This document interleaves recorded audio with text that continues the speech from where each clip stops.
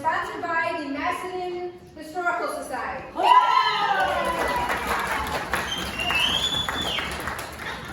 right, I've got a little bit to read to you, some instructions on how to behave here today. In the event of an emergency, please note emergency exits. We just want to make sure everyone's safe. I'm going to designate the only police officer I know to be 911 if we need 911. Okay? Alright, today's event will be presented in the format of a 3-act play where we will travel back in time approximately 250 years plus to discuss some of the critical events of the day. To prepare for your time travel, each of you should have received a demi-tasse cup, a canvas bag with some souvenirs, a colonial dollar, which might buy you nothing, and just like a regular dollar. Just like a regular dollar. And gold coin. You will be served hot drinks at your seats, and the Macedon Historical Society will provide some lovely snacks, and they also have this wonderful bake sale to feed your hungry souls. Before each act, our wait staff will be serving you 3 samples of beverages, 1 for each act, beginning with Earl Grey tea, compliments of the Good Life Tea Company in Canandaigua. Then you will taste Freedom Blend coffee from Imprint Coffee and Sodas, and then regular old hot chocolate. Water is available if you do not like any of these drinks, or if you don't like your sample, we just ask you to use the clear pitchers in the middle of your table to get rid of your drinks that you don't want anymore. You mean kind of like a spit bucket? Like a spit bucket. Don't spit in the buckets. All right. Also, on each of your tables will be our wait staff will hand out song lyrics. At the end of Act 2, we'll sing a song of woe. Act 3, we will sing a song of dancing in our boots. And you will also have time between the acts to peruse items on the walls, purchase the baked items, use the outhouse. Just make sure that you leave a corn cob for the next person. The outhouse is in the back. I prefer powder room. Sounds classier. Oh, right, since it's inside. A powder room with corn cobs. So today, our theme is conversations that will take us through 3 transformative episodes in American history. The Boston Tea Party, the events at Lexington and Concord, and the signing of the Declaration of Independence, which of course defines the reason we are celebrating our semi-quincentennial. 250 years of our quote-unquote United States history. We are all local townspeople. You all have a role to play here. Hearing about these events in real time and talking about how this will affect our lives. During the colonial era, there were about 2 million European lineage people living within the borders of 13 colonies, with about 500,000 enslaved persons and 4 to 8 million Native Americans. Think about that for a minute. Colonists from within a local settlement would often congregate at the local coffee house or a tavern to discuss these important issues. These establishments were usually large, multifunctional buildings at the hub of a community. They were where one would go to learn the latest news from the colonies or even from around the world. And it was a place to receive or send posts, to conduct business, learn about incoming merchandise for sale, and this is where all politics was truly local. Today's program will bring us to 2 different coffee houses. Now, of course, Wayne County, as we know it, was not formed 250 years ago. It was not settled at this time, but our ancestors were settling the eastern coastal lands and starting to migrate west. So our first act will be just after the Boston Tea Party in 1773, and we are going to be in a coffee house in a small village. Thank you, we have our rain drill. A coffee house in a small village just west of Albany. The second act will be at Buckman's Tavern in Lexington, Massachusetts. And the third act will be back here at the coffee house just west of Albany as we learn about the Declaration of Independence. Almost every coffee house was run by a local merchant and licensed to serve ales and spirits because, excuse me, I'm the local merchant. This is true. I'm the coffee house owner here today. But they were licensed to serve ales and spirits because they wouldn't have survived if they didn't. They were only selling coffee, they wouldn't have survived. As you can imagine then, there were many characters that would be present at the coffee house at any one time. Just like all of you, many characters. Woo! Today's coffee house characters will introduce the conflicts that were brewing among the various subsets of residents, such as a woman coffee house owner, thank you. A prominent businessman, who might also be a scholar and maybe Paul Revere. A courier bringing news from the east. A courier, that moves off to the side. I want you guys to know these folks because they will have speaking parts during the a courier, a farming family. Raise your hand, farming family. There's our farming family. We're out to feed the chickens right now, but tally ho. A patriot who wants independence. We have a loyalist who favors the British king. Where's our loyalist?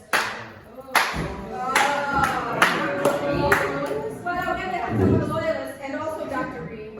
Yeah. Is he being our loyalist too? There's a whole thing going on. There's a whole thing going on. Okay. And a British soldier. Suspect. A couple of British soldiers. And even an incorrigible pirate turned privateer. And of course our lovely wait staff. Alright, so the rest of you have a role to play. You are community members who have come to your local coffee house to hear about the contemporary issues of the day and the issues facing your community, your families, your lifestyle, your livelihood. Your costumes are quite appropriate. Those of you who wore one, thank you very much. They are meant to immerse you in the experience, and some of you may also want to express your own opinions, so there will be time for that. If you agree with maybe a loyalist, you could say, God save the king, if you dare. For those of you who sympathize with the colonial patriot, you can say, no taxation without representation. If you generally agree with something that's being said by our characters, you may simply say, huzzah! Yes. And if you disagree, you can emphatically boo. Or maybe use the spit bucket. Don't be spitting. So, at the end of each act, we'll have a short conversation guided by myself and points to ponder. We may conduct a straw poll at the end of this discussion, but since this is an early American history and the right to publicly vote was only restricted to a certain class of men, All right, I agree. We have taken the liberty to extend into the future, and everyone gets a vote. Huzzah! So, further discussion and contemplation at your table may be aided by tea trivia and coffee trivia, which will come around appropriately. Please remember in your conversations to embrace your differences. Try to avoid contemporary 21st century politics. The guiding principle here is that in the course of human history, there is nothing new under the sun, really, but that all moments in history reflect a certain time and a particular place and a unique individual worldview, which we are going to look at. So how would you see the world 250 years ago? And I will begin by introducing myself. I'm Sarah O'Leary, and I'm the owner of this establishment, Coffee House, by way of my husband. And so let's begin with a spot of tea, ladies, if you don't mind, while our good businessman tells us all about tea. Thank you, Miss Sarah. And since we're starting with tea, we should probably talk about a little tea etiquette. Ladies, I see as usual, you know what you're doing because I don't see any ladies wearing their white gloves. So obviously they placed them on their lap and covered them with a handkerchief. Gentlemen, we need to go over some things. What if you don't want any tea? What's the etiquette for that? Oh, wait a second. We have several options. It'd be good if we had a spoon, simply place a spoon over our cup. Or we could do as this fine woman did and just turn it upside down. I shall take no tea. Beautiful. So that is the sign for our wait staff not to serve you tea. Tea itself has a fascinating history. Let me put on my modern professor hat here and share a little bit about the fascinating history of tea. Ancient Chinese legend says 5,000 years ago, the great emperor Shennong was boiling water in his garden. At that moment, a single leaf from a tea plant drifted into the pot. The emperor was a man of science, and he took a cautious sip from his pot, and immediately decided to pursue the medicinal and magical properties of tea. Ancient Indian legend says that the great Prince Bodhidharma, founder of Zen Buddhism, was in China about 8500 teaching Zen. He vowed to meditate for 9 years without sleep. But toward the end of his meditation, he fell asleep. Upon awakening, he was so distraught that he cut off his eyelids and flung them to the ground. Legend says that a tea plant sprung up on the spot to sanctify his sacrifice. For thousands of years, tea was seen as a mysterious substance. Does one drink tea? Or does one eat tea? Because at the time, when tea was shipped, it would be shipped in a brick of tea. And at the time, tea would readily be served on salad. So indeed, you could eat tea. All over Asia, art, music, literature was produced praising the magic of tea. And then, about 1,000 years ago, tea truly came into its own being.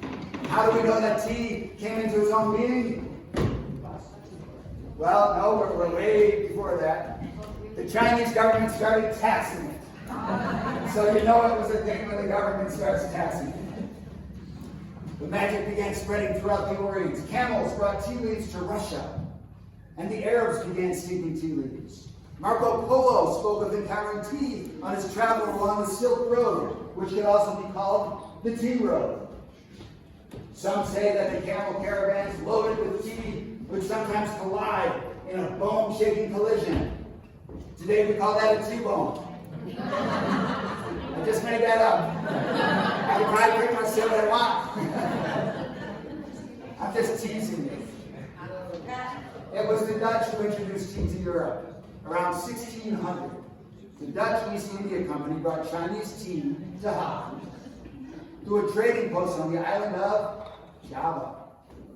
When this tea arrived in Europe, its high price made it a drink only for royalty. Kings and queens across the continent would sit at court, sipping their tea and doing their rich things that I really don't know a lot about. Now the English, being English, were very wary of this continental trend. Wealthy women might drink tea, but it was highly suspect. Until 1662, when King Charles II married a Portuguese princess, Catherine of Braganza, who happened to adore tea. Well, she introduced the concept to the royal court, and the royals drank it, and the wealthy wanted to drink it, and if the wealthy wanted to drink it, the middle class wanted to drink it, yada, yada, yada, everybody wanted to drink tea, nobody can afford it. What do you do if you want to get something but you can't afford it? The same thing you do today, you smuggle it. Yeah. So, smugglers like today can be a violent, wretched group. In order to make green tea just the right color green, sometimes ingredients were added to the tea. Two of my favorites include copper and sheep dung. It was the fentanyl of the 1600s. That's one reason, by the way, why black tea today is so popular over green tea. And rum over tea. We'll get to rum. At the same time, tea was introduced to America by way of the Dutch in New Amsterdam. In 1664, the colony was captured by England, and the colony of Amsterdam was renamed New York in honor of the mighty Duke of New York. See how easy it is. Now, under the British East India Company, some 5 million pounds of tea went to America. That sounds like a lot, right? Well, guess what? Dutch smugglers were importing 7 million pounds. 1700s. Tea remains the topic of controversy. Tea, some would say, is a miracle drink. It cures scurvy, rheumatism, and even poor eyesight. It brings folks together in a manner much more civilized than saying, I don't know, alcohol. Others would say, no, tea is the devil's brew. The Scots noted that men should steer clear of tea. Often it makes you a wee bit effeminate and could make you sterile. That's why we stick to beer. Women. Here's a quote from the time. It turns women into, and I quote, don't make the messenger, it turns women into gossipers and artful hussies. I know what a hussy is, I'm not sure what an artful hussy is. Think about it, because tea is hot, it burns babies in the womb and turns breast milk into liquid fire. Mothers are spending all their money on this extravagant drink, and their children are left to gnaw on stale brown crusts. Not to mention what it does to a woman's face. Don't hate me. One prominent writer wrote, there is not so much beauty in the land today as there was in years past. Thank the tea. 1770s, we're almost there. The British East India Company was in crisis. This company basically ruled India with the blessing of the British government. But this meant they had to have their own private army, they had to deal with the famine in Bengal, they had to have charges of corruption, competition from the Dutch, yada, yada, yada. The whole pot coming to a boil. 1772, they're facing bankruptcy. And the British government decides to bail them out by enforcing a monopoly on tea being shipped to America. And by imposing a tax on tea, which brings us to the year 1773. Welcome to our coffee house.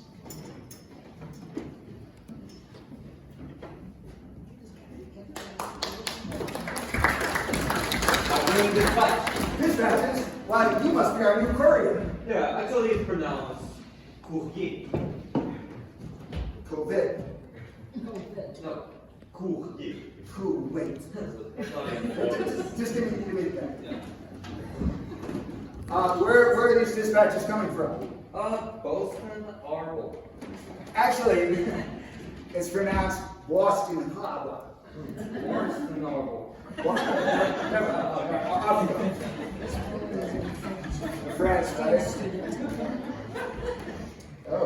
Oh, aye, what say ye, John? Not more troubles, I hope. Oh. I'm afraid tea isn't the only thing brewing in Boston. It seems the colonists, likely those Sons of Liberty, have decided to pay a visit to a merchant ship operated by the British East India Company. And now, some 92,000 pounds of tea are staining the waters of Boston Harbor. Aye, good heavens, John. It seems those so-called Sons of Liberty have upped the ante once again, haven't they? Tarring, feathering tax collectors, burning down the lieutenant governor's house, and now the blatant destruction of royal cargo. The powers in London certainly will not let it be. Lady, don't some tea. I'll tell you exactly what comes next. The king's troops are going to shut down the entire harbor until that tea is paid for, and the men responsible for this are hanging by ropes. Aye, but there'll not be anyone to make those ropes. All Boston dependent on that harbor. Shipbuilders, fishermen, merchants, and the wretched rope makers. And with that harbor, they'll soon find themselves begging for bread on the streets of Boston. Well, we'll just see about that. I'm sure our elected officials will demand justice at the next town meeting. Oh, don't be so simple, John. You know, do you really think London will continue to allow town meetings like this? Why, I've no doubt that our elected officials will be replaced by royally appointed ones, quicker than one can brew a pot of tea. I think, I tell you. Lord, another tea, if you please. Oh, John. This is madness. All this over a tax on tea? Everyone in the empire pays taxes, and far more than we do in the colonies, I might add. Well, I say huzzah for the Sons of Liberty. Huzzah! If it comes down to drinking the King's Foul Brew or resorting to patriotic alternatives, I'd rather smuggle my tea from the Dutch. These taxes are crippling my business. Crippling your business? Huzzah! The tax is 3 pence a pound. You can drink 3 gallons of tea for the price of a penny and avoid the treasonous act of smuggling. Hey, let's not besmirch the noble act of smuggling.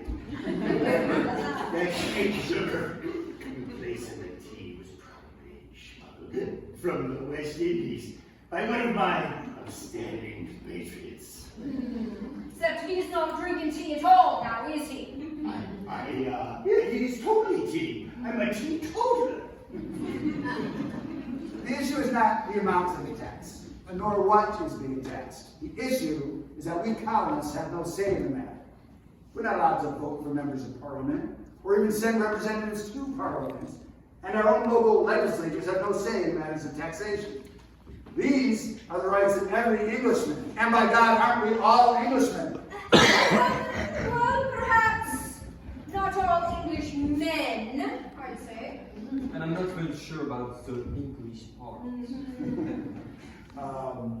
No taxation without representation. What's that? Yeah, I'd be the first to embrace your passion, John, for representation. But it goes both ways, you know. Who are you representing? What about the women, I declare? How many of you women are here on representation?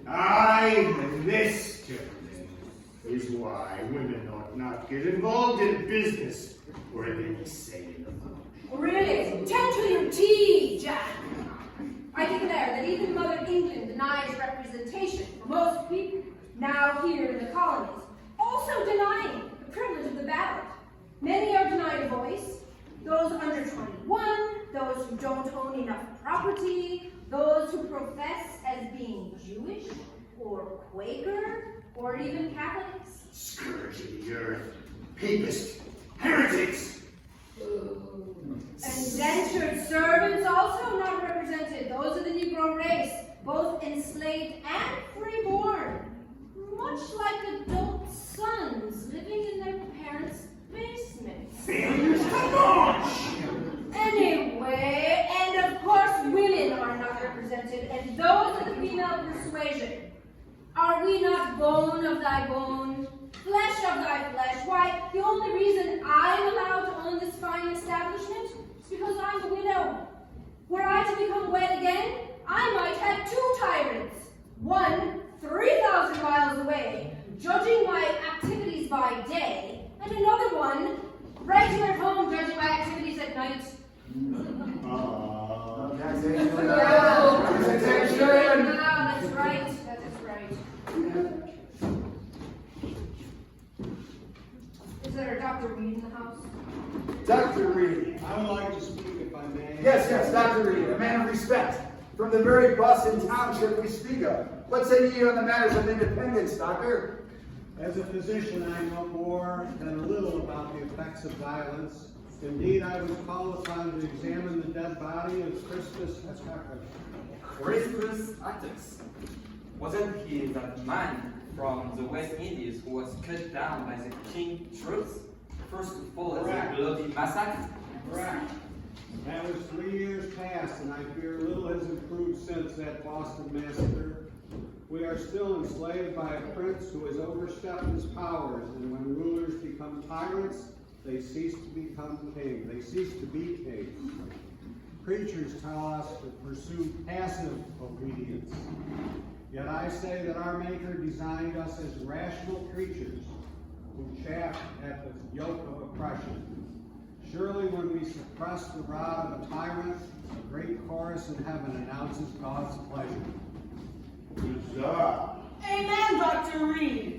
And if these troubles are to cease, we must cleanse these redcoats, locusts, from our land. Wait, start again. Stand up, start again. Enough of this sedition. You speak of God and righteousness while in the same breath endorse the sin or rebellion. We are sons of Britain, the most prosperous and most contented.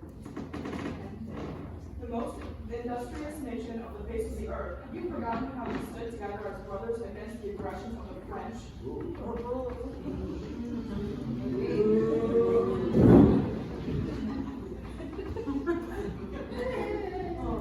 just a few years past sought to drive English civilization from the face of this continent? The French, who turned the natives of this land against us, who encouraged them with bounties for each of the English scalps removed from English heads. Don't look at me. I must have even a twinkle in my father's eye. Do you really think I enjoy ordering my men to fire upon these young boys? English boys, who have been twisting my rebellious forces into enemies of the power. We are here together in this land for one purpose: the glory and prosperity and peaceful pursuits of Great Britain. No one loves our American cause more than I, but I will be damned to hell if I will remain silent while you preach rebellion against our country and our honor. I hear it sound. God save, God bless the king. We are all in debt to these brave men who defend our colonists. A round of drinks for our bold soldiers. You all know me. I make my way as a simple farmer with my beautiful wife. Like most of you, and all of you, I am torn by this talk of independence and rebellion. I raise crops, I raise my family. I know nothing of war and politics, not me. But this I do know. The trees from my woods are sold to England to build great ships. Ships that guard us from the schemes of the French. And the rocking chair I sit in after a hard day of tending the family, the rocking chair made from our own trees. We are obliged to buy from Britain. We sell the tree to mother country for a pence, yet must buy the chair for £1. I am a simple woman. Explain to me how this system of mercantilism benefits myself and my family. We know firsthand the horrors of frontier warfare. My family has felt the wrath of both native raids and French scalping knives. My father came to these shores in search of a new start for our family. Yet it seems that the wars of the old country have crossed the ocean in coats of red and now visit us in the new. I do not crave war. I despise it. But I will never yield an inch of liberty to an unjust ruler. Alright, give a man an inch, and he thinks he's a ruler. Revelation says that those who are lukewarm will be spit from the mouth of Christ. Yet, I stand before you now, lukewarm. I straddle a fence, unwilling to submit to tyranny, yet also unwilling to consent to the spilling of blood. I am proud of this stance, but on the fence is where I stand. That's not bad, I'm sure many of you are understand. It would seem that there's much to ponder. I propose an interlude, that each table might discuss the matters of liberty, loyalty, and liabilities that now press upon the fine colony of New York. Passions run deep, it's true, but let our desire for civil discourse run even deeper. Thank you, John. I've been listening to all of this jibber jabber around, and it's been quite obvious there's opinions and dissents on both sides. Let us take a moment now to decide where we stand, and I think we'll do it together instead of at the tables. We're going to have a point to ponder here. Points to ponder. The Boston Tea Party was an act of civil disobedience, but it was by no means a riot or even an undisciplined mob Why, did you know that when a lock was broken to access the tea on the ships, they actually replaced it when they left? One colonist, who was part of this act of defiance, tried to steal some of the tea that they were dumping in the harbor. He tried stuffing it down his shirt. Was it a t-shirt? Put on guard. However, he was stripped naked and sent home in disgrace because of it. So there goes your t-shirt. So, disobedience did not necessarily mean chaos. Think about that in terms of civil disobedience that we hear about for the last 250 years, let's say. And if we can, if anyone would like to share what you think the limits of disobedience or protesting would be then and now. What are the limits of protesting that we see today or in the past? We've seen things broken and burned. Let's just say, how many people think burning down buildings is too far on an act of protest? We all agree on that. Picketing in the streets, is that too far? No. What about picketing in the street, like blocking traffic? Yes. Too far? Horses? You're blocking horses. How many people think it's too far? Did you say divorces? That's going too far. That's a t-shirt too far. How about, how many people think blocking the street is too far? Too far. How many think it's not too far? If you're trying to make a point. Oh, see, we've got a split decision here. Brewing conflicts. Brewing conflicts. We won't belabor the point, but obviously you know that there's rebellion and there's revolution, and there's a difference. Think about what the difference between rebellion and revolution is, then and now.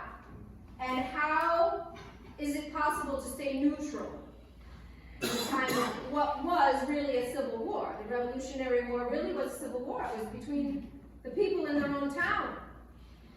So, how many people, well, does anyone have an opinion on rebellion versus revolution? What would rebellion be? Yes, in the middle. I tend to think that a rebellion might just emerge quickly and almost thoughtlessly at times, whereas a revolution has a goal. And okay, and it kind of builds as it goes. The American colonists who were leading the revolution hated the term rebel.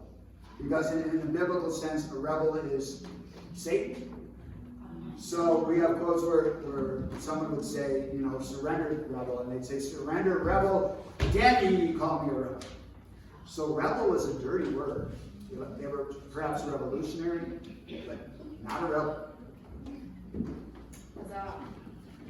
Okay, and so now I will ask my wait staff, if you wouldn't mind, to hand out the music and the tea rivia sheets. Tea rivia. So you can do tea rivia at the table. And we will meet you back here in a couple of minutes. Don't go away, because we're going to be on our way to Lexington, Massachusetts, and the Buckman Tavern. I'm going to try to change my accent, because I am Ruth Buckman. You are now in Massachusetts, at Lexington, Massachusetts. And I'm a good English woman. And I thank you for gathering here at the Buckman Tavern, where me and my husband own this fine establishment on the Lexington Green. We've got spirits and ale and French Caribbean coffee, but we will be drinking no tea today. It is freedom coffee for us. Ladies, if you wouldn't mind serving coffee. Yes. If you have anything left in your cup, either down the throat or into the bucket, so that you can make room for tea, or for coffee, no more tea. Okay, before we begin, we are going to hear a little bit more about our coffee traditions. Well, let's just get to it. Put on my professor of coffee hat. Legend has it that in the 9th century in Ethiopia, a young goat herder discovered that his goats seemed to have a great amount of energy after eating the cherries from a particular tree. So he brought the cherries to a monk in a nearby monastery. But the monk disapproved of them and cast them into the fire. At which point an enticing aroma arose, and the monks gathered and said, The roasted beans were quickly raked from the embers, ground up, dissolved in hot water, yielding the first cup of coffee. Fast forward to the 15th century. That's indeed the song. Coffee is being grown now. I'm not making this up. Coffee is being grown in the port city of Mocha. Mocha, the city, is a city in Yemen. And soon the bean was accompanying the Ottoman Turks as they stormed into Europe. Bad news? Your town was likely laid to waste by the Turkish armies. But the good news, as your village was burning to the ground, you were like, ooh, what's that aromatic smell? Many thought this new beverage to be a curse, a bitter invention of Satan. And finally, the people appealed to the Pope himself to resolve the issue. Upon trying the drink, the Pope was rumored to say, why, this Satan's drink is so delicious, it would be a pity to let the infidels have it exclusively for themselves. And the Pope knew it was better for people than alcohol. So he blessed the coffee bean and declared it kosher. Wait. Very good. I'm not sure if the Pope would do that. Soon coffee houses began spreading all over Europe, where they were called penny universities, because for a penny, you could get a cup of coffee and all the conversation you could have. And in the Americas, well, in 1714, the mayor of Amsterdam presented a gift, a young coffee tree, to King Louis XIV of France. The seedling survived the harrowing journey across the Atlantic and was planted on the island of Martinique. There it is. Martinique, and all of a sudden France was in the coffee business. Now, the Portuguese wanted to get in on the action, so they sent a young military officer to French Guiana to ask for some coffee seedlings. But the French were quite unwilling to share their precious seeds, and the young Neo Parita was about to go away to jail. But the Neo Parita was muy guapo, and the French governor's wife was like, ooh la la. Presented him with a large bouquet of flowers. And hidden inside that large bouquet of flowers were coffee seeds. Thus begins the billion-dollar industry of coffee in Brazil. That's right. Just like tea, coffee was a highly controversial drink. Women's groups began to declare that coffee was emasculating their men and making them unable to perform their duties.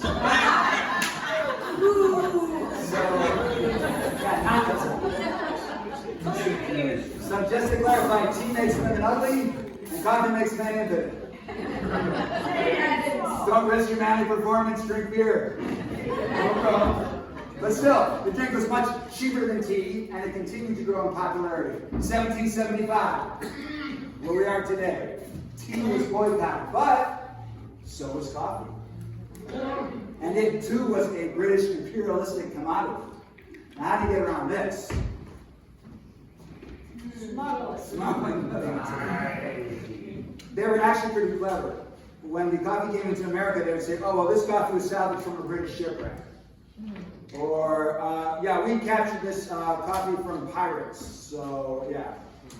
Okay, or it came from the French Caribbean. So there's ways around it. Coffee grows in popularity. So I propose raise your glass of French roast coffee in defiance of the British crown. Can we get a huzzah? Okay, well, we've all gathered today, hopeful and anxious now, in this mid-month of May. I'm sorry, it is May. Well, in Lexington, it's April. In the year of our Lord, 1775, to be waiting the sweet smell of spring's salvation. We are waiting for spring, aren't we? Yes. Not the smell of conflicts. Pirates or patriots? Aye, but it's difficult to be smelling spring flowers with the stench of 4,000 redcoats scheming for conflict in the British Boston Harbor warships. Aye, this is true, but we are waiting, come what may, and we are not all, are we not all waiting peacefully here? It seems so. We are united and we are wanting independence, correct? United? Woman, you've been sampling too much of your own grog.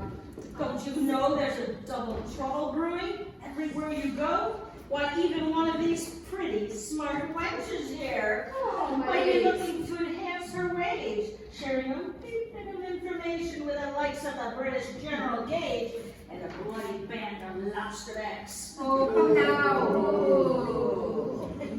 Mr. Patriot, I'll not have you slandering my waitstaff with accusations of being secret informants. We are community, and we're looking around. Look around. We know each other. We are friends. We are neighbors. And we are much removed from that Tory loyalist stronghold of New York City, aren't we? I've heard in New York. The only thing that outnumbers the loyalists are the ladies of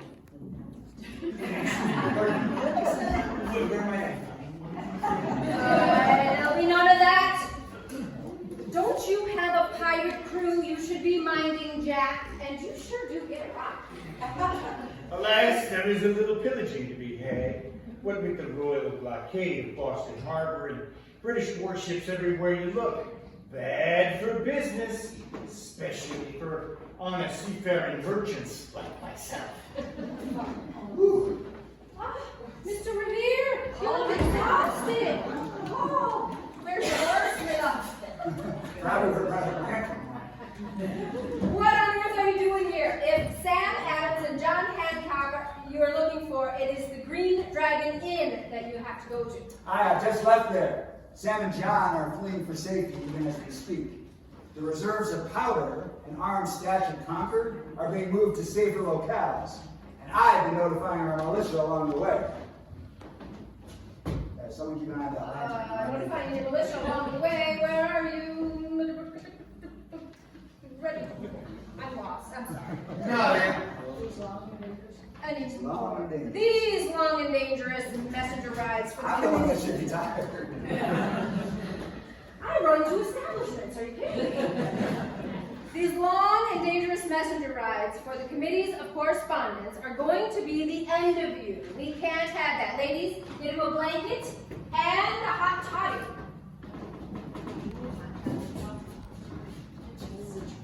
No, there's plenty of spirits about tonight.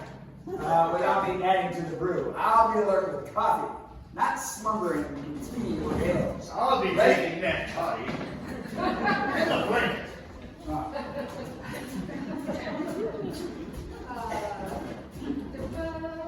Patriot. Oh, sorry, Paul. Is this another Minuteman drill? What the bloody hell is going on? What's going on? I'll tell you what's going on. 800 of the King's troops are on the move. They rode out from the transports earlier this evening and are marching here to this very town even as we speak.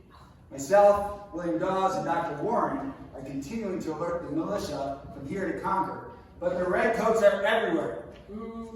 Make no mistake, the British are coming. John, now, Mr. Revere, take this with you.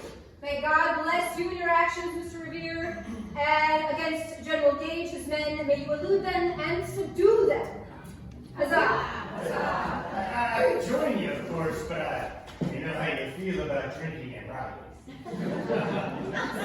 Okay, everyone, remain calm. Did you ever dream it would come to this? British soldiers marching through the countryside, taking up arms against British brothers and sisters, treating their own colonial brethren like brigands, thieves, and scoundrels? Well, I'm afraid to say, you colonial cowards, you are far worse than scoundrels. Bloody traitors to our king. You think you're above the law, pretending outrage in Boston over taxes and crime, our reputation, and the loss of liberty. Well, let me tell you, the only thing the Lord hates more than a rebellious heart is a hypocrite.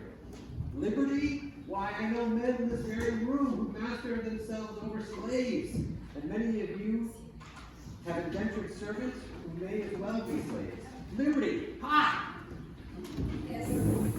Indeed, as indentured servant, it took me 7 years of grinding labor to buy my freedom. 7 years of listening to Master Robbins bemoan a petty tax on sugar and paper. 7 years listening to him brag about his smuggling operation, all while slandering the Church of England.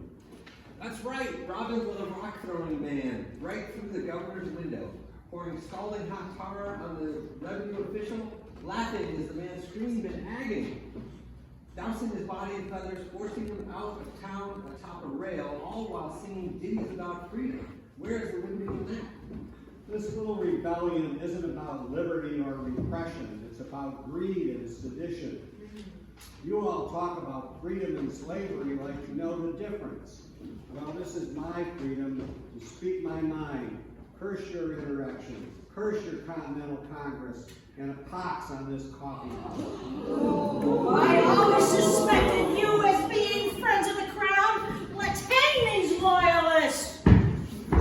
I swear, release this man, or I will run you through like the rebellious one that you are.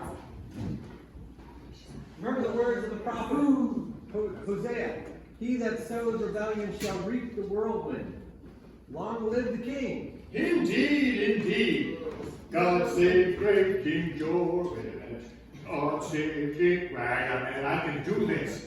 God save great George, our King. Long live our noble King. God save the King. Coffee! Yeah!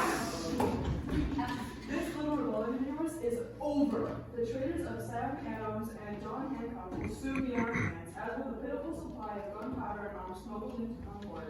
Oh, and you captured your errand wife, Paul Greer. Actually, it's both he did.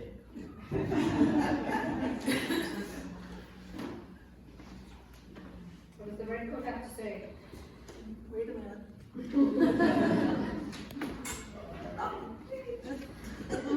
We captured Paul the rebel, beat him from his horse, and sent him limping in disgrace.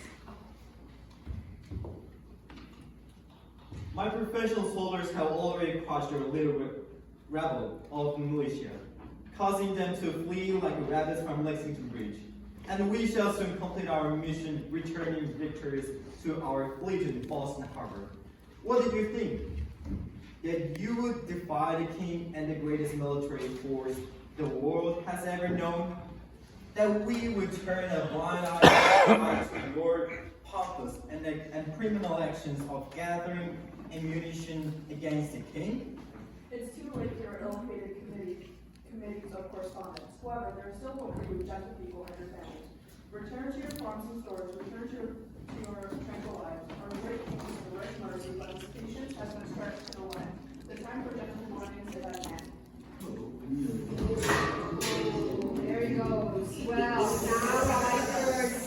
now that we've heard straight from the king's men, blood has been spilled. Oh, right here in our town. Who fired the first shot heard around the world?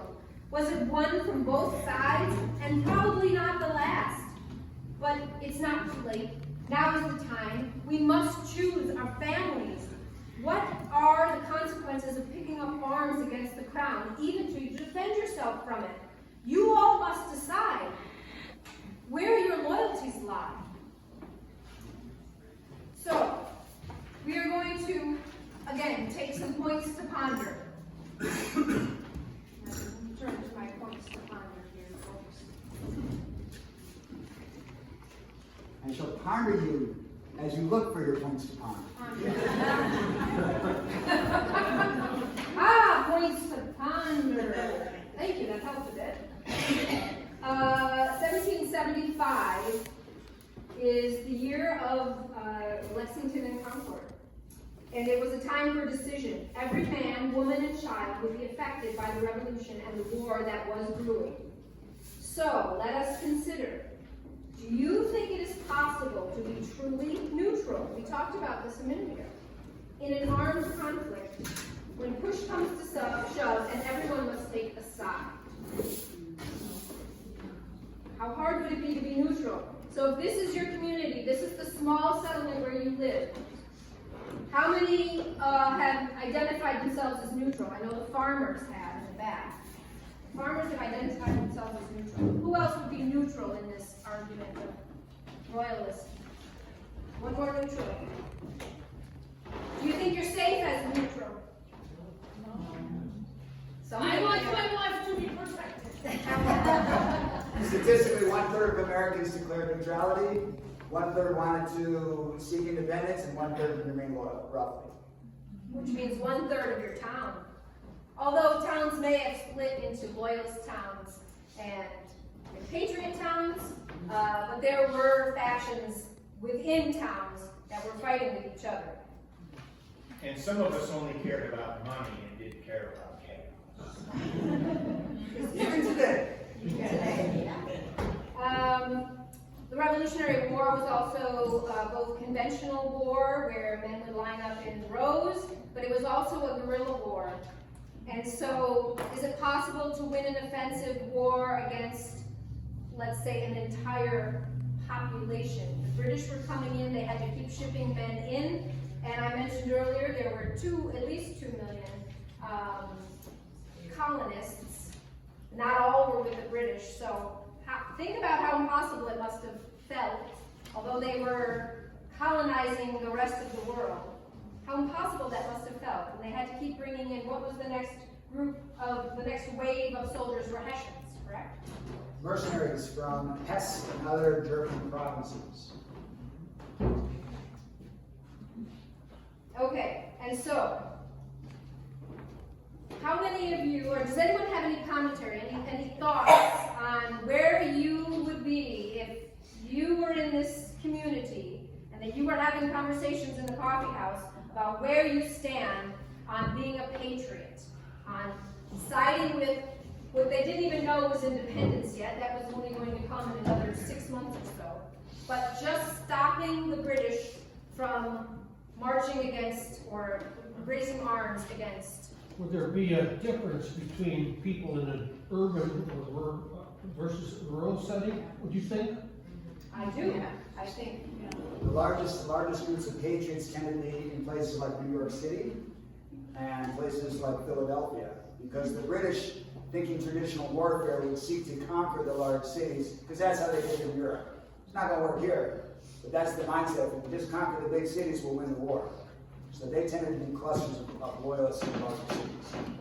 In the large cities. And then out in the countryside, where all the guerrilla warfare was taking place, of course, you know that the bloody road back to Boston after the Lexington and Concord situation was guerrilla warfare. And those men came out of the woods to defend their farms, what they felt was defending their farms and their families. So again, we're not asking you to choose a side or even raise your hand to vote, but think about what that must have felt like. Well, my family, they came from Germany, and I hear that they're sending Germans over. They could be my family. I don't want to fight them. This is true. You may end up fighting them anyway. You ready? Oh yeah. Do you have a song? So we have a song to share with you. You can feel free to sing along. So.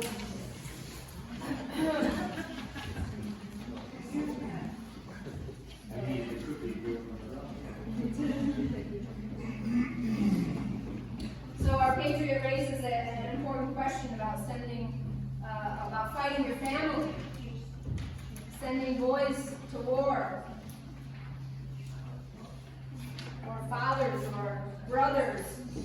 Typically not the women, but there was a few female soldiers who disguised themselves to be able to fight.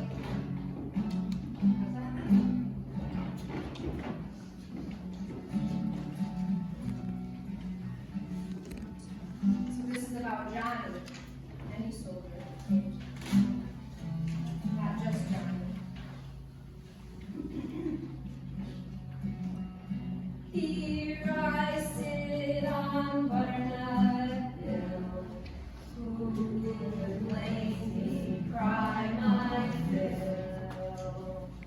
And every tear turn on hill. Johnny is gone for a soul.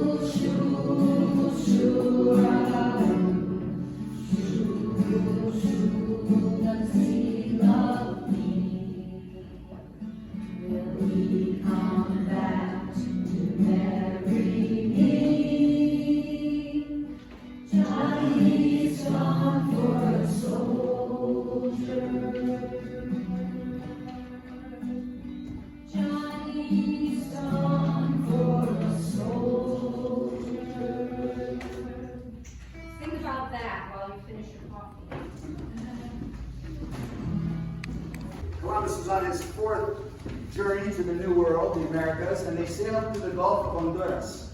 He came across a canoe filled with natives carrying trade goods, including some mysterious beings. Now, this sounds like a fairy tale, right?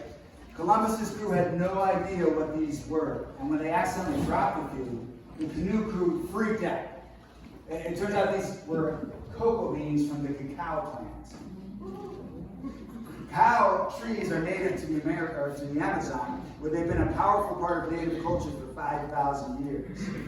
The Maya used them as currency, and during ceremonies like weddings and funerals.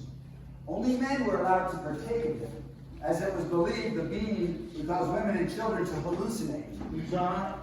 Not true. They also believed chocolate to be an aphrodisiac. Might be true. Right? Liquors, sweet chocolate, bonbons, ladies. Yeah. Okay. The Aztecs believed cacao was a gift from the gods. The bean symbolized the heart removed during human sacrifice, possibly because they both contained a precious liquid, be it blood or be it chocolate. In fact, a dye was even added to the chocolate to turn it blood red. Chocolate, the food of the gods. Making chocolate takes an incredible amount of work. The cacao beans must be cut by hand using a hooked knife. Because the tree is so delicate, you have to use a knife. And you can't just climb the tree because the tree's so delicate, so you need a long-handled machete to reach up there and get those pods. The pods are then cracked by hand to ensure quality, still today. And inside the pod is a pulpy fruit, anywhere from 15 to 60 cocoa beans in a pod. Keep in mind, it takes about 400 beans to make a pound of chocolate. You gotta move fast because the pulp inside is fermenting. So you either drink the pulp or you feed it to the monkeys. The seeds are then placed in a pile, covered with banana leaves for 3 to 9 days, and then they're placed in the sun to dry. Then you must pound the nibs with a stone mortar and place it over a fire until it turns into a paste. You could be grinding for over 24 hours. Now, I tried this with a modern blender. Even with a modern blender, it takes like 20 minutes. The paste can then be hardened into bricks. You can add cocoa butter, vanilla, chili peppers, whatever you like. But 2 things they did not add: milk and sugar. And when the conquistadors first encountered chocolate, they thought it was disgusting, especially the foam that was created as part of the process, because the liquid would be poured from a high vessel into a low vessel to create this foam. But some of these conquistadors were married to native women, and it was considered an aphrodisiac, so, you know. The tradition for pouring the vessel to create a foam was replaced by the morelilo, which you can still see today when they make traditional Mexican hot chocolate. And rather than pouring it to get that foam, require the foam that way. When chocolate was first shipped to Europe in the 1600s, it was similar to tea and coffee. That's to say, some thought it was a cure-all medicine. Other people thought it was the drink of Satan. There was even controversy as to whether it was a food or a drink. Now, this is important to Catholics because they would determine whether or not chocolate could be consumed while fasting. The matter went all the way up to the Pope. Pope was busy in those days. 3 different popes, actually, who decreed, drink up. Huzzah! And it's certainly less simple than alcohol. Or is it? However, some men felt hot chocolate was somewhat effeminate and best reserved for the women folk. Gentlemen, the question for today: are you comfortable enough with your masculinity to consume the frothy drink of the gods? Even if you were manly enough, it was still ridiculously expensive. Think how much it would cost to produce and ship. And then you start adding milk, you start adding sugar. It's crazy. The price of chocolate does not drop until it starts getting produced in Asia and Africa. And by the way, if you haven't noticed the price of chocolate, due to climate change in the past 4 years, chocolate bar, 40% more. Yeah. But in colonial America, chocolate was drunk frequently, especially at breakfast. Kids were drinking. How could this be? Well, Sugar and chocolate come from the Caribbean, which is right in our backyard. So chocolate began in the Western Hemisphere and moved east, and like sugar kind of did the opposite thing, right? Coffee, yeah. Chocolate was more expensive than coffee, but half the price of tea, and it was medicinal, and it was an aphrodisiac, so yay chocolate. Welcome to 1776. George Washington is chugging the chocolate. Jefferson predicts it would surpass tea and coffee as a daily drink, so even though hot cocoa with mini marshmallows won't be a thing until World War II, we raise our glasses to the food/drink of the gods. Huzzah! Indeed. No way. Prom is a completely different program. Welcome back, dear friends. How was your trip to Lexington? Brand? Oh, good to hear. I hear there was some fighting over there. How about that hot chocolate? Let's hear it for our wait staff, shall we?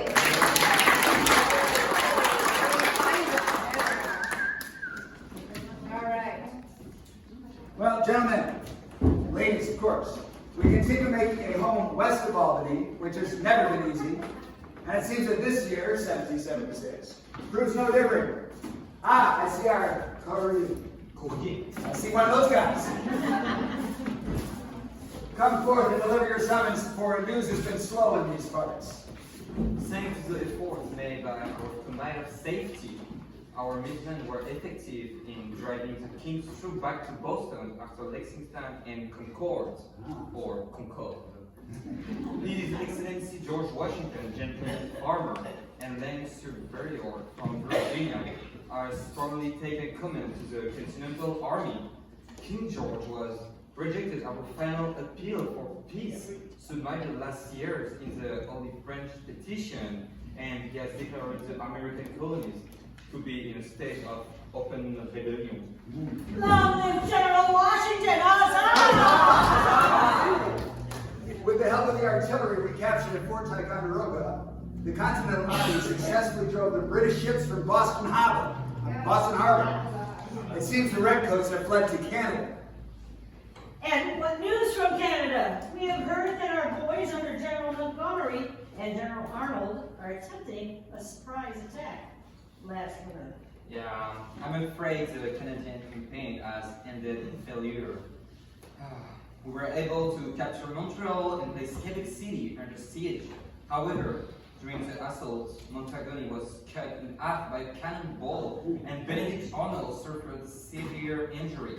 Our troop was forced to flee down Lake Champlain. So, are you saying our Canadian brothers don't want to become the newest members of our United States? It will seem so. At least for now, the British are advancing south, seeking to capture Albany. The Continental Army is putting together a ragtag fleet on Lake Champlain in an attempt to slow them down. This mission is being added up by General Arnold. Wow, even after being gravely injured, that Arnold is a real go-getter. Indeed, we could use more men like Benedict Arnold fighting for the law.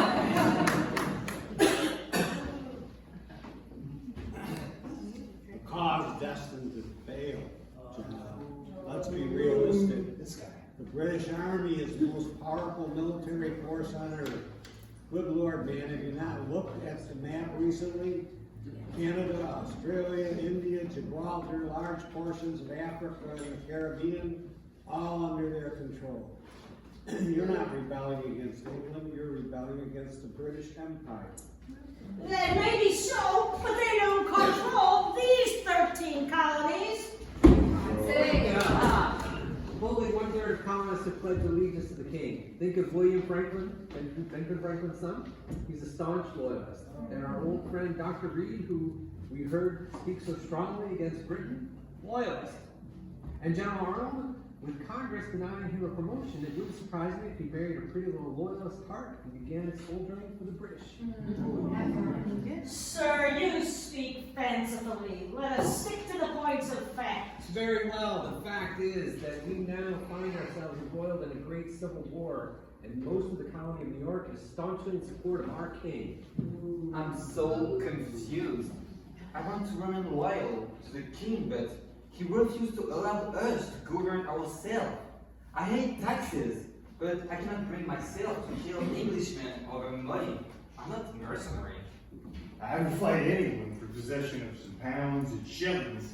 Indeed, the American Congress has asked if I might work in their employ as a privateer. Oh, That should pay handsome. privateer, Jack. Why, that's just another way of saying a pirate. No, madam. As a privateer, I legally work for the American Navy, if you can call it that. The more British ships I capture, the higher is my compensation. For some, it's about duty. For me, it's about the booty. Jack, why, it's unbelievable. Us asking for help from the likes of you. Indeed.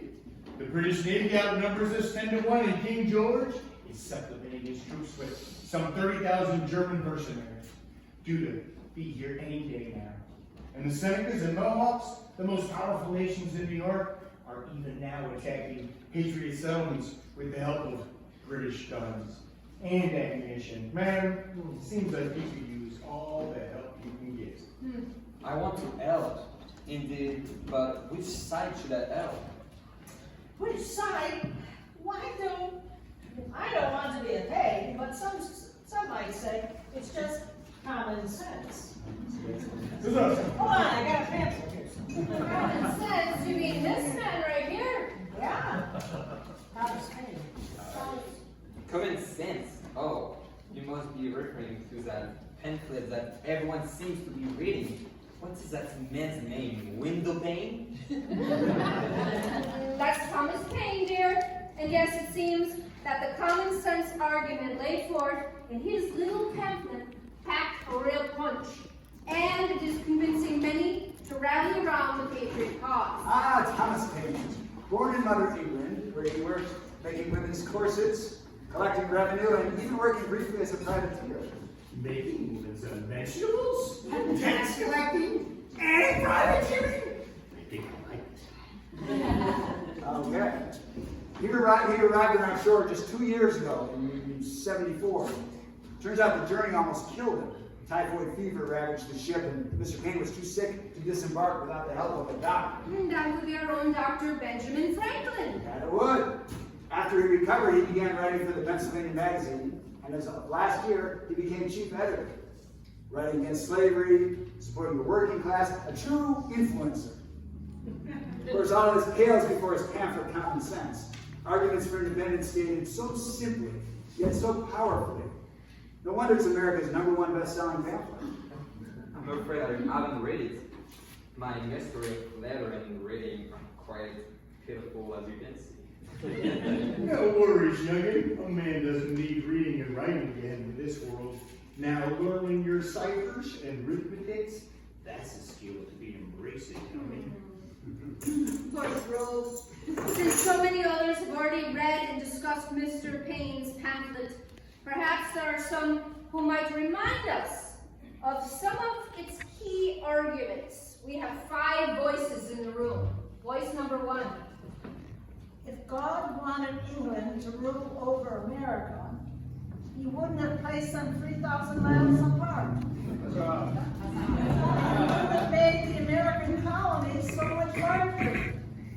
It's common sense that an island doesn't hold sway over a continent.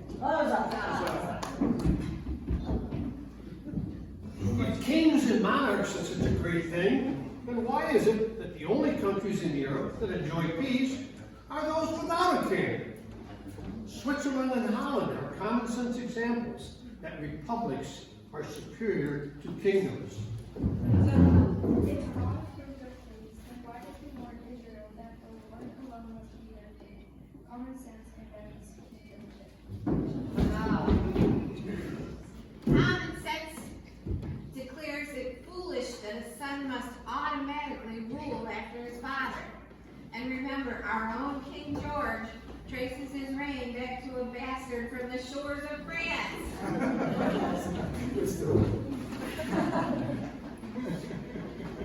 Some argue that early America flourished under Mother England, even as a child flourishes on her mother's milk. But have we not grown past the time of milk? It's common sense that a grown man no longer suckles milk, but that he eats meat caught with his own hands. We got like a whole no kids thing going on. Great words from a great man, though not without controversy. Now, let's go over here. Now, Thomas Paine argued for human rights and democracy both in the American and the French Revolution.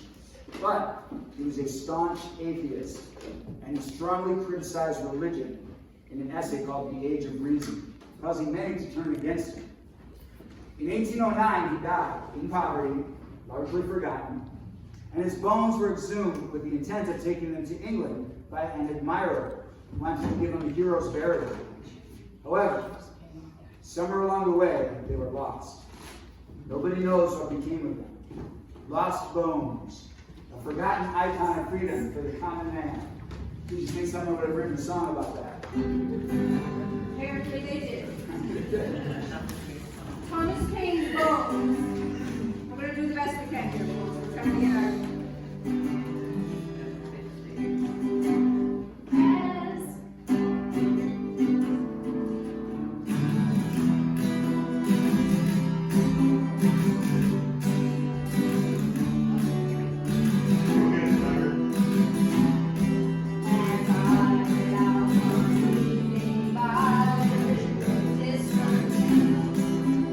I won't trade my old run down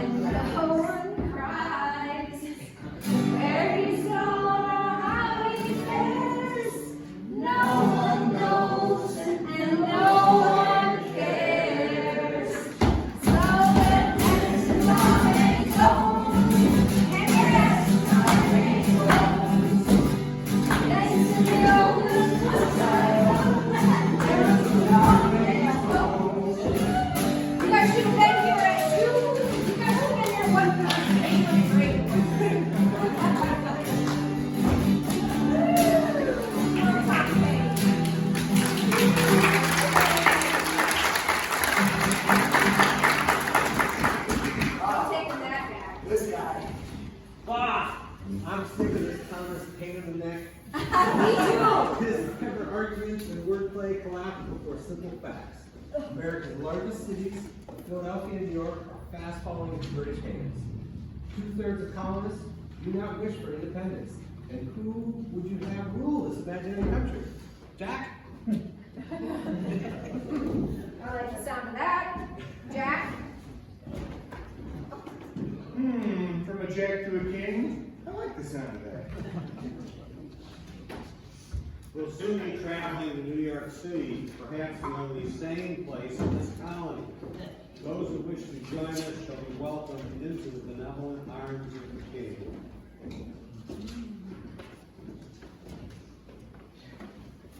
Wait a minute, sorry. Say something pithy, Jack. I'll try. It seems like he's about to boil over beneath that crimson coat. I understand now why they're called lobster backs. Bar wench, don't we any butter?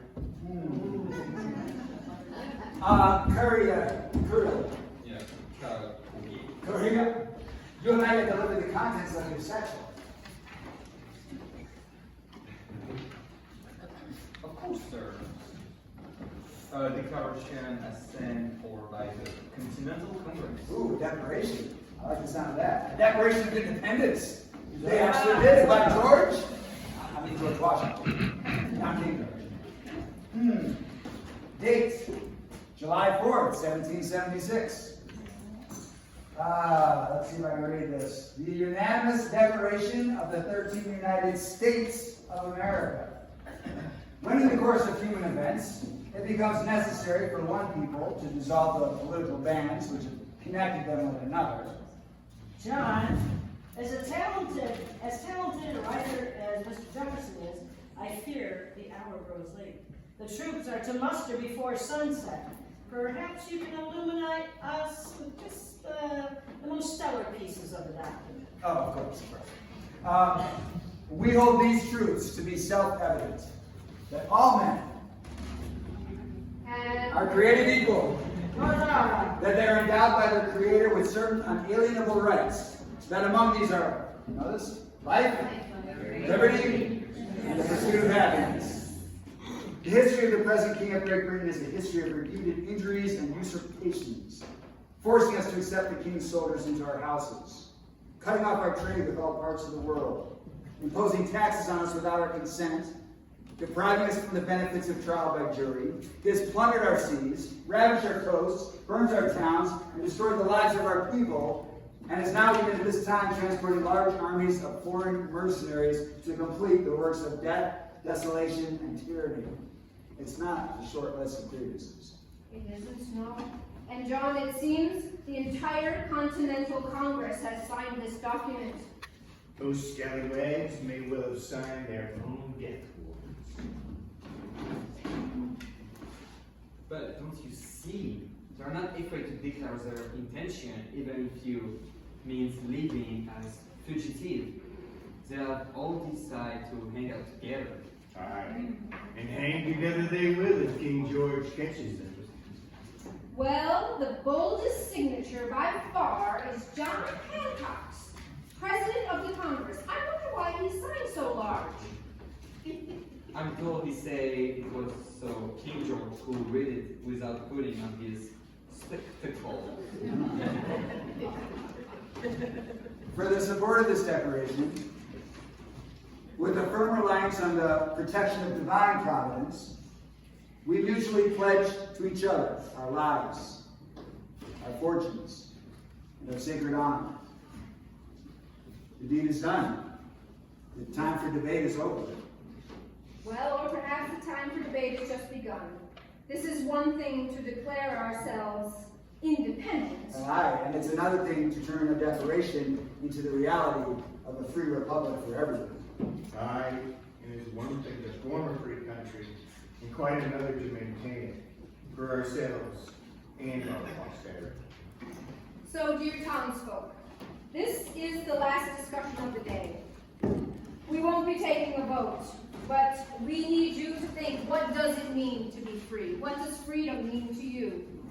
Where will we be in 1783, or, God willing, 250 years hence from this day, in 2026. Oh.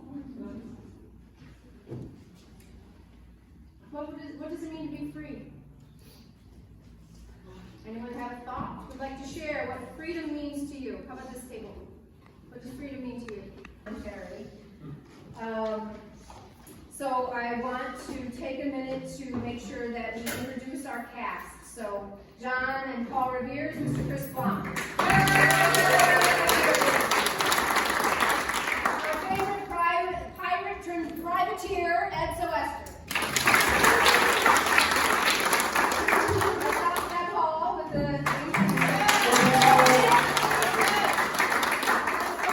room, our patriot. Linda Brown. Voice number one, or one of the voices. Sue Jane Evans. How about this? Was there a voice at this table? Another voice. Harry Howell. Very good. Kendra Jacobs. Kendra Jacobs, thank you. And in the back. All right. Yeah. All right, royalists, we'll let them stay. Nick Long. Yay. Do we have a voice at this table? No? This table had quite a few. A voice at this table? You're one of the voices. Who are you? Elena? Isabel Gonzalez, our right coach. That's you. British soldier. I'm pointing at you and you can't see me. Put your eyes in the back of your head. Eyes in the back. Jay Mukbata. Our farming family. Sandy Pagano, President, Master Historical Society, and my wife, Lori. Great staff. Lady Leeson. Mary Longford, Chris's wife. Great staff. I'm Nancy Raven. Yeah. And the star of the show, pretty good. Another Chris.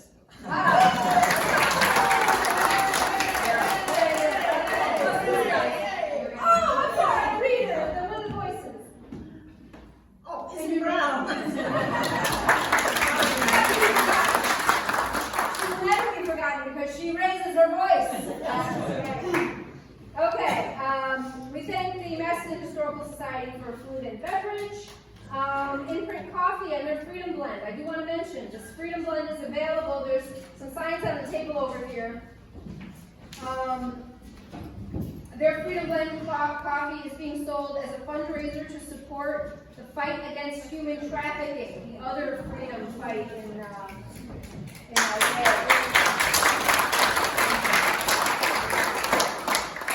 Good Life Tea has a coupon for you. If you scan the QR code on their sign over there, you can get to their place or use the term, I think it's Brewing Conflicts, right? For a 20% discount if you like the tea. Our historical societies, I'll let them come up and talk about their stuff at the end. This event was made possible through a grant from the New York State 250 Commission and the New York State Department of Education. We will have other Wayne County 250 events that will be listed at waynehistory.org. The next one coming up is our keynote speaker, Dr. Michael Oberg, who will be talking about impact on the Native American culture leading up to the Revolution. It's called Stolen Ground, and that will be held at the Williamson-Pulteneyville Historical Society, May 13th, 6:30 p.m. I believe is the time on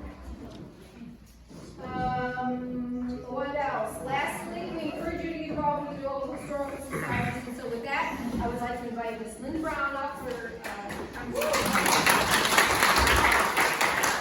Thank you so much for coming. We weren't sure if we'd have 8 people, or we pretty much maxed out on what we were expecting. So thank you very much for coming.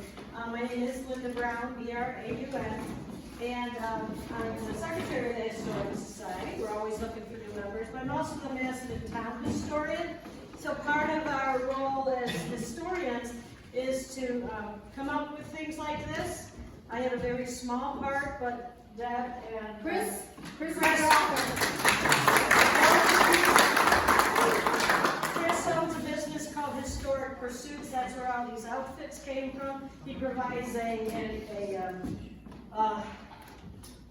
opportunities, camps for kids to, I call it expeditionary learning, but what word am I thinking of? Just a place for people to play history. Play history. Kids, you put your hands on, your clothes on, and it really immerses you in it. So it's an awesome way to learn about history. Speaking of which, the building you're in was originally a Quaker church and later became a Grange. It was built in 1868 as an Orthodox Quaker church, not to be outdone by the Hicksites that were across the street. Like all good religions, they had an argument, split. So the Hicksites were over there, the Quakers are here. And then in 1910, it became a Grange. Granges still exist in our country, and therefore local farmers and groups to advocate for their rights within government. So that's a good group. But the Historical Society got the building in 1968 or 1970. The Historical Society was chartered in 1968. We also own the Macedon Academy across the road. So if you're looking for one of our events, first of all, there's a little short list rolled up inside your bags. We should take your bag with you, and you also take your cups with you. The cups are a souvenir of the day. We have a lot of activities going on. I'd like to bring your attention. Marjorie Perez is a historian and a writer, and she will be speaking at the Academy on the 17th. But those of you, especially from the area, Thursdays at the third Thursday at Lock 30, the Pavilion. Bring a lawn chair. We're going to have music every third Thursday, beginning at 6 or 7 p.m. So that list is in here. And on July 4th, which is Friday this year, of course it's our 250th, the Fiddlers of the Genesee and our local library are going to be sponsoring a concert with the Fiddlers of the Genesee, again at Lock 30, our Canal Park under the pavilion. July 3rd at 7. At 7. And so there's the short list, and there's a big list of events. There's copies of our newsletters, and of course, as all good nonprofits, we're trying to make some money to keep these buildings going. So we have a little ways to go up here. Any questions? Thank you for coming.